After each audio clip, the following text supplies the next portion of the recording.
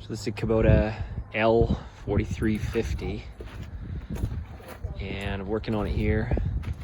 That's the oil that came out of it, which is way too much oil because the oil is mixing with diesel. So inside of your motor, there's your lift pump here.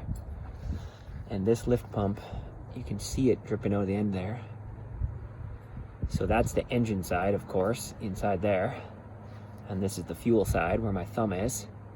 And this has actually failed, so it's got to be replaced. Yeah, it's not really a tough fix. Just remove this lift pump, prime your fuel system again, and of course change your oil. I've got the new filter on already, so we're just gonna get that done. And yeah, the Kubota dealer had that part in stock. Nothing much else wrong with this tractor. It's a good machine. We're just getting it sorted. New seat, a little bit of other things gonna do to it, but yeah. So check your lift pump if you have diesel in your oil.